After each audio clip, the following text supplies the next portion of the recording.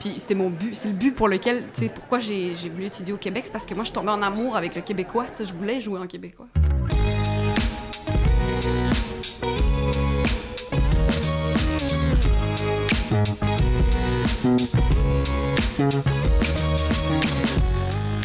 Ce qu'on voit au théâtre arrive parfois à notre voisine, à notre père, à nous. Foule associe des pièces de théâtre présentées à la Bordée à ces personnes qu'on croise au quotidien. 20 pièces, 20 citoyennes et citoyens, 20 enjeux. De la transidentité au CHSLD, de la guerre centrafricaine à la vie de fonctionnaire, on vous montre comment notre communauté peut contenir tout un monde, aussi fictif que réel. Faites partie de la foule.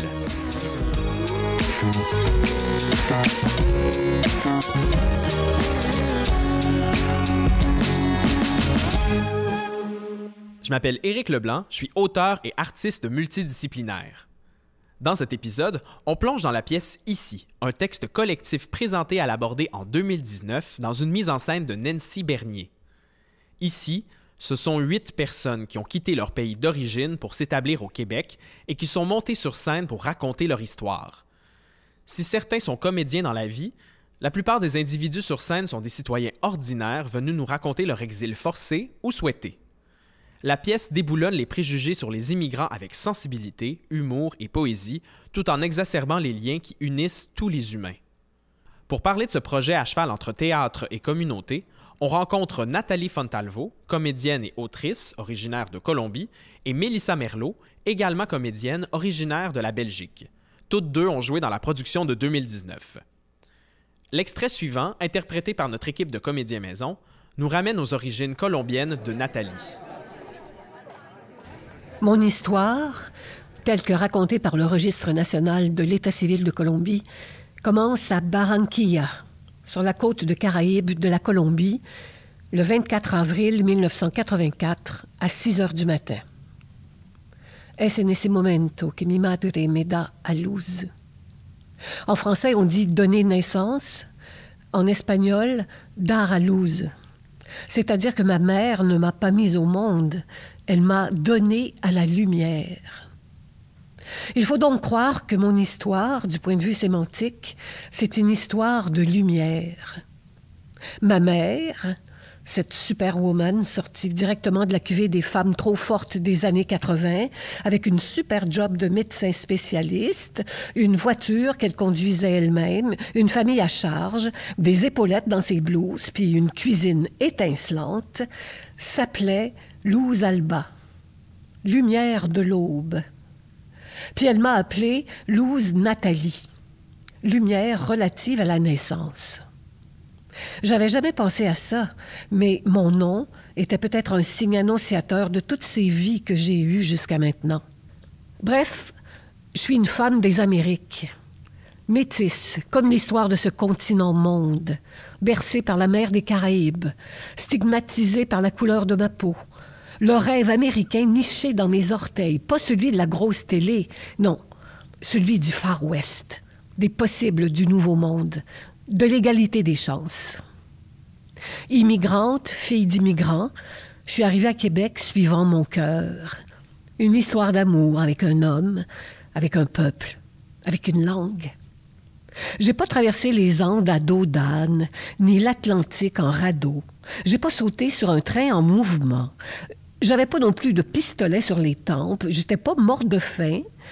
J'ai quitté la Colombie par choix, à la recherche de possibles.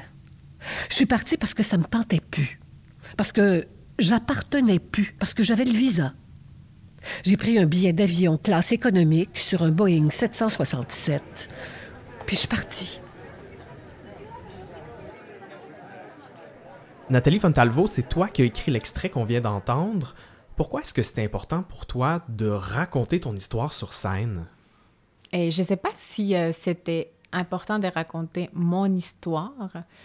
Je pense, par contre, j'ai trouvé que le projet d'Ici, dans ce projet-là, c'était important d'entendre toutes ces histoires-là, d'amener sur la place publique ces histoires. Moi, je pense toujours au théâtre comme dans sa naissance, dans l'Antiquité grecque, dans sa naissance occidentale, du moins.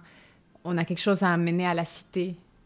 on veut dire quelque chose à la cité. Puis je trouve que ces histoires-là de ces immigrants, de ces artistes immigrants dans la cité, je trouvais que c'était important de les entendre pour entamer un dialogue avec les gens, mais pas nécessairement la mienne particulièrement. Nathalie Fontalvo, est-ce que c'est parce que tu voulais plus peut-être faire un pont vers l'autre quand tu racontais tes histoires? Oui, exact. Je pense que pour moi, ici, le plus important, c'était, oui, de les raconter, ces histoires-là, mais pour qu'il y ait un pont vers l'autre, vers... Tu sais, il y a quand même... il y a quand même tout un vécu qui est différent que d'immigrer à un endroit. Tu sais, c'est pas la même chose quand tu nais, que tu grandis au même endroit. Je pense que c'est important d'entendre ces vécus-là pour justement combattre la peur de l'autre, pour combattre toutes les choses qui montent en ce moment puis qu'on n'aime pas, là. Mélissa Merlot, tu as aussi écrit des textes sur ton parcours dans la pièce ici qui était sous la direction de Nancy Bernier. Ouais. Est-ce que tu vois des liens un peu avec ce que Nathalie raconte? Moi, j'ai ressenti aussi cet appel-là. Je suis pas partie parce que j'étais menacée. Je suis pas partie sur le dos d'un train, en radeau, sur le dos d'un âne. Bref, j'étais pas menacée. J'étais très confortable. Mais c'était plus parce que c'était un l'appel du départ, puis l'appel de découvrir autre chose. Puis ça, je pense que c'est ça qu'on a en commun. Puis ça, je me retrouve beaucoup là-dedans. Ouais. Puis souvent, c'est en entendant les histoires des autres dans le processus créatif que tu te rappelles aussi de ton histoire. Parce que c'est con, hein, mais on oublie vite. Puis il y a des choses qui reviennent quand tu entends les autres. Tu fais « c'est vrai, moi aussi, j'ai ressenti ça. Ah, moi aussi, je me rappelle de ça. » Et pourtant, dans des histoires des fois très différentes ou des horizons très différents, mais quand même, le fait de partir de chez toi, il y a des grands points communs, puis il y a des choses qui peuvent te rappeler des choses personnelles. Ouais. Réécrire son histoire, inévitablement, on retombe un petit peu dans des souvenirs des fois qu'on a peut-être oubliés. Est-ce que vous avez eu des surprises ou des étonnements en revisitant votre passé pour l'amener sur scène? Peut-être toi, Nathalie Fontalvo, en premier? Mais en fait, c'est plus comme de réaliser les parcours, de se rappeler que je viens de ça. Dans la vie de tous les jours, on l'oublie souvent, d'où on vient, puis les chemins parcourus. Fait que ça, je pense que c'est quelque chose qui m'a... Avec ici, ça m'avait marqué. Puis ensuite, avec Foule aussi, de me raconter. Puis je pense que je pense que l'affaire que j'ai découvert, c'est cette histoire-là de la lumière. C'est comme... Je sais pas, j'avais jamais fait les liens. Puis en plus, mon nom, c'est Luce. Celui de ma mère était Luce, mais c'est sûr que c'est le mot lumière, mais dans ma tête... Je sais pas comment expliquer ça. C'était pas... Il y avait pas... Je sentais pas que je m'appelais Lumière, Mais c'est le même mot. Oui, mais je sais pas, c'est ça. Fait que c'est comme... Ça, je l'ai comme découvert en écrivant et en voyant comme les liens. Puis je trouvais ça beau. Puis qu'est-ce que ça t'a apporté comme réflexion de t'associer à la lumière comme ça? Ben écoute, c'est sûr que c'est un peu capotant. Parce que là, je veux pas cette responsabilité-là de la lumière. Là. Ça, c'est sûr. Mais c'est beau en même temps, c'est beau. C'est comme si je me dis, il y a peut-être quelque chose... il y a peut-être quelque chose à penser par rapport à ma mère aussi, puis au lien entre nous, ces liens-là dans la lumière, il y a peut-être un recueil poétique à écrire sur ça, je sais pas. mais c'est aussi la lumière liée à la naissance, puis toutes les naissances que tu peux avoir dans ta vie. Moi, je trouve que c'est ça qui est beau, là. Puis est-ce que cette image-là t'a interpellée, Mélissa Oui, Merlot? moi, je suis fan de tous les textes à Nathalie dans ce show. Je l'écoutais avec délectation chaque soir. Mais puis j'aime beaucoup cette partie-là de son texte sur le rapport au nom, puis au nom qu'on porte, puis qu'est-ce que ça peut avoir comme signification. Moi, j'aimais beaucoup, beaucoup, beaucoup l'apport de Nathalie, les textes de Nathalie dans Ici, parce que je trouvais qu'elle avait une façon de parler de son histoire qui était très imagée. Puis je trouvais que c'était des images tellement claires qu'on n'avait pas le choix d'embarquer là, dans son histoire. Je trouvais que c'était comme... Elle fait comme une map, elle te fait une map, puis c'est comme, puis il y a ça, puis c'est tellement clair que c'est comme... ça stimule vraiment l'imaginaire. Fait que je trouvais ça vraiment fort. Nathalie Fontalvo, tu as été acceptée au conservatoire dans ta trentaine, mais également tu venais de l'ailleurs. Comment ça a été de t'intégrer à ce milieu-là? C'était plein de défis, je pense, pour tout le monde. Et j'étais la première, je pense, que je suis, à moins que je me trompe, la première allophone dans l'histoire du conservatoire, donc dont la langue maternelle n'était pas le français ou l'anglais. Il y en avait eu aussi des anglo-franco. Et donc, il y a beaucoup, et les cursus, il y a beaucoup d'accents mis sur la diction. Et on a des tonnes et des tonnes d'heures de diction. Donc, il y a eu beaucoup de défis pour moi à ce moment, sur ça, puis pour l'école aussi, puis pour marcher, dialoguer là-dedans. C'est où qu'on veut amener cette diction-là qui n'est pas une diction d'une personne francophone, dont la langue maternelle est français. Et ensuite, ben, tu sais, avec les collègues, c'est sûr que moi, ça faisait, à différence de Mélissa, moi, ça faisait 15 ans que j'étais au Québec. Donc, ça faisait 12 ans que j'étais au Québec. Donc, je pense que en fait, j'ai pas eu de choc culturel par rapport à mes collègues ou à l'école par rapport à ça. Je venais pas d'arriver au Québec. Puis après, je pense par contre en création, au moment de créer, c'est là plus que je pense qu'on remarque que ben on n'a pas les mêmes bagages. Donc, dialoguer ensemble, il ne s'agit pas juste de dire « tu as une place autour de la table », c'est aussi « OK, qu'est-ce que cette place-là amène? Puis peut-être que ça m'amène à moi à changer des choses pour te donner un peu plus de place dans autre chose que je ne suis pas habituée. » Donc, ça, c'est plus dans ça aussi que moi, j'ai vu les défis pendant ma formation.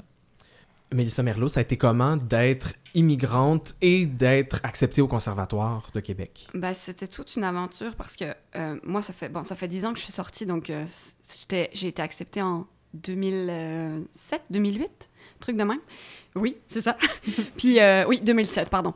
Puis, tu vois, le premier défi, c'est que il fallait que je prouve que j'avais la bonne scolarité, puis ça a été très compliqué au niveau des papiers, juste pour faire l'audition. Puis c'est Danielle, la secrétaire au conservatoire, qui s'est battue pour que je puisse passer l'audition. Puis je la salue parce que c'est grâce à elle, tu sais, que j'ai pu avoir ma chance. Puis après ça, tu vois, la première chose qu'on m'a dit, c'est « Hey, t'es la première Européenne en 50 ans de conservatoire! » Moi, j'étais là « Oh, ouais, OK. OK. Est-ce que c'est un poids lourd ou pas? Je sais pas. » mais ne serait-ce qu'au stage, déjà c'était quelque chose d'être la personne avec un accent, là, parce que, tu sais, moi ma langue maternelle, c'est le français, mais j'avais quand même un accent, tu sais. Je venais de la Belgique, ça faisait à peine un an que j'étais là. J'étais fresh from the boat. Puis j'étais comme un peu... Fait que il y a plein de gens qui m'ont dit « Ah, je t'aimais vraiment pas au stage parce que je pensais que tu te donnais un fake accent, genre. Un accent faux, puis que tu te donnais un genre. » Puis je faisais « Ben non, je viens juste d'ailleurs. » Ça m'avait marqué, tu sais. Ouais. Mais, fait que ouais, je te dirais que c'est... Dès le début, t'as comme des espèces de petits... Ah, OK, c'est... Mélissa Merlot, Nathalie Fontalvo, est-ce que ça vous suit encore aujourd'hui, ce double chapeau-là d'immigrante et de comédienne? Je commencerai peut-être par toi, Mélissa. Je pense que moi, ça a pris vraiment beaucoup de temps avant de vraiment m'en débarrasser. Mais tu vois, cette année, j'ai senti que c'était plus loin de moi. Et ça m'a vraiment fait du bien. C'est parce que aussi, j'ai pu... Peut-être que ça va paraître complètement stupide, ce que je vais te dire, mais j'ai joué en québécois cette année. On m'a donné un texte en québécois. Puis ça m'a vraiment fait du bien, là. Parce que je me suis dit, OK, bon, enfin. Est-ce que c'était la première fois, Mel? Je pense que, pour vrai, de cette ampleur-là, les barbelés, là, c'est du gros Québec. Ben, du gros québécois, comme on parle dans la vie, ouais. Puis ça m'a vraiment fait du bien parce que tout d'un coup, j'étais pas juste... J'avais pas juste l'étiquette d'européenne sur la face, là, puis ça m'a vraiment fait du bien. Puis c'était mon but, c'est le but pour lequel, tu sais, pourquoi j'ai voulu étudier au Québec, c'est parce que moi, je tombais en amour avec le québécois, tu sais, je voulais jouer en québécois, en tout cas. Ouais. Nathalie Fontalvo, est-ce que tu as encore l'impression, des fois, de porter le double chapeau d'immigrante et de comédienne? Ah oui, 100%. 100%, mais je pense que peut-être, il y a plein d'affaires. Je pense que peut-être je suis un peu plus révoltée que Mélissa. Ou peut-être aussi, on est dans une autre époque. Je pense qu'on est dans une époque où on soulève beaucoup ces questions-là, où le Québec est prêt à accueillir, ou une partie du Québec, où on sent qu'on a plus d'alliés, où on sent qu'il y a plus d'écoute pour ça. Fait que moi, j'essaie d'en faire une force, tu sais. Puis moi, j'ai revendiqué ça avant d'être au conservatoire, que la langue que je parle, c'est du québécois. C'est-à-dire, ça fait 15 ans que je suis ici. J'ai appris le français au Québec. Je parle à tous les jours dans une langue qui est aussi du québécois, tu sais. Fait que, pourquoi est-ce que ma langue ne serait pas du québécois comme... Il y a plein de Québécois. Le Québécois du Saguenay, c'est pas la même chose que celui de la Côte-Nord, que celui de Montréal. Alors, celui de Nathalie non plus. Mais voilà. Ouais, c'est bon, ça. Moi, je revendique ça, mais je pense pas qu'il y a beaucoup de gens Mais c'est intéressant parce que, tu vois, moi, j'étais très, très jeune quand je suis arrivée et j'étais très, très jeune quand je suis rentrée au conservatoire. Fait que moi, mon but ultime, c'était de m'assimiler. C'était qu'on n'entende pas mon accent. Puis j'ai travaillé très fort pour ça. Tu sais, quand je jouais, je voulais prouver à tout le monde que j'étais capable qu'on ne l'entende pas parce que pour moi, je me disais, j'ai pas le choix. Sinon, ça se passera pas. Fait que, tu sais. Mais moi, ça a commencé comme ça, tu sais. Puis ma première année d'école, je te dirais que c'était ça. Puis tranquillement, je pense qu'il y a comme cette révolte-là qui est née en moi. Puis elle n'est pas née toute seule, elle est née d'autres. Mes collègues étaient là souvent. Mais voyons donc, Nat, écoute pas ça, tu sais, ton français est super.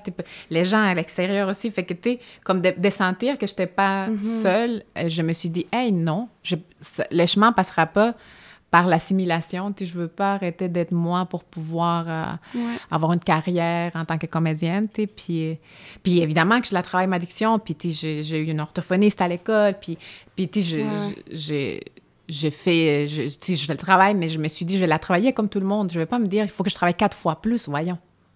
Ouais. Tu vois, moi, je pense que... Tu vois, je suis tout à fait d'accord avec ça. C'est comme si moi, comment je le vivais, c'est que je me disais... Si je veux être vue autrement, puis que j'ai pas envie que la première question qu'on me pose, c'est d'où tu viens, fait que j'ai envie d'effacer ça.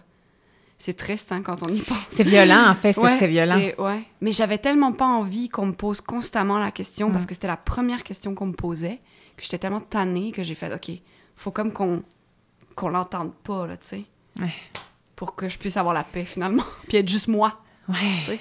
Puis maintenant, tu peux être toi avec les deux. Ben oui, ben là, j'ai 32 ans, j'ai un âge vulnérable. Je m'assume bien plus, tu sais, puis je fais, ben oui, j'ai un accent hybride, puis vraiment weird, mais c'est pas grave, c'est moi, tu sais. Ouais. C'est ça qui est beau aussi, tu sais. Mais oui. Mais c'est vrai que quand je sortais du conservatoire, c'était comme, OK, on va gommer ça, puis, tu sais, on va faire ça, tu sais. Des fois, je répondais, non, je viens des îles de la Madeleine pour qu'on me crisse la paix, tu sais.